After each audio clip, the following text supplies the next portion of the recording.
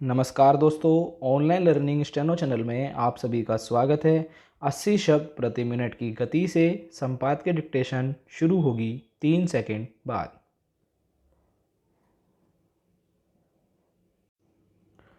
Start. अमेरिकी राष्ट्रपति चुनाव में डोनाल्ड ट्रंप ने एक बार फिर बाजी अपने नाम कर ली है। उन्होंने बहुमत के जरूरी आंकड़े से कहीं अधिक मत हासिल कर लिए हैं।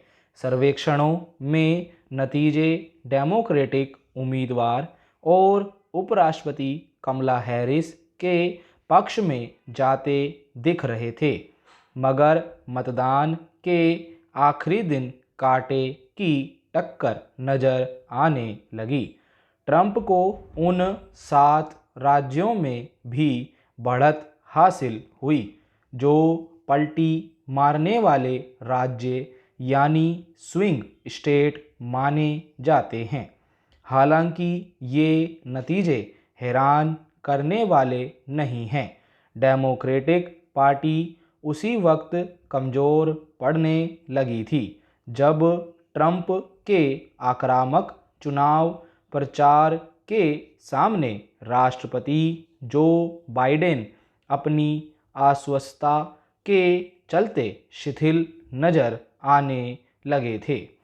उसके बाद कमला हैरिस को उम्मीदवार बनाया गया, मगर पार्टी के भीतर ही उथल पुथल शुरू हो गई थी।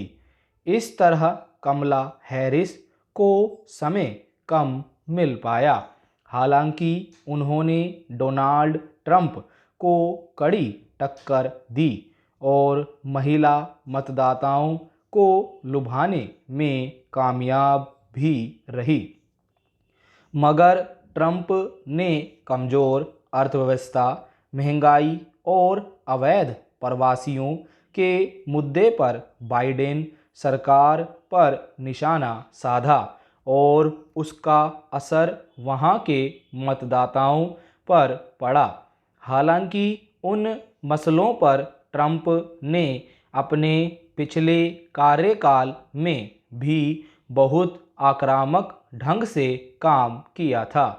उसी का प्रभाव था कि इस बार के चुनाव प्रचार में वहां के कई बड़े उद्योगपति भी उनके साथ मंच पर उतरे थे। पैरा। अमेरिका की अर्थव्यवस्था हालांकि अब भी बहुत खराब नहीं है, मगर पहले की तुलना में उसकी रफ्तार धीमी जरूर पड़ गई है। उस पर मंदी की मार है। महंगाई अब तक के 50 वर्षों में सबसे ऊपर पहुंच गई है। रोजगार के अवसर सिकुड़ रहे हैं।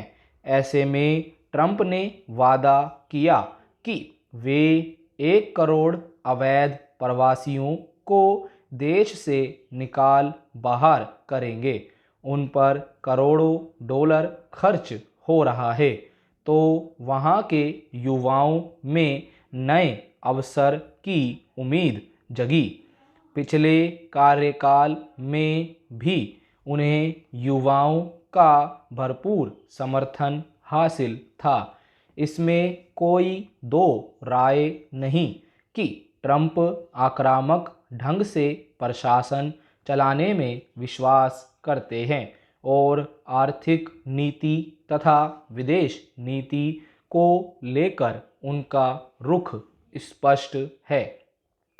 वे रूस यूक्रेन संघर्ष को लेकर पहले ही घोषणा कर चुके हैं कि उसे रुकवा देंगे। इस तरह उन पर लोगों का भरोसा बना हुआ है।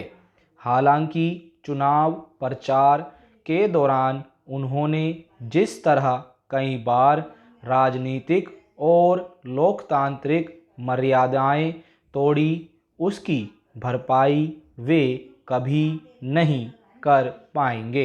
स्टॉप। दोस्तों यहाँ डिक्टेशन की गति 85 से 86 शब्द प्रति मिनट रही है, क्योंकि डिक्टेशन 30 सेकंड पहले समाप्त हो गया है। धन्यवाद, मिलते हैं अगली वीडियो में।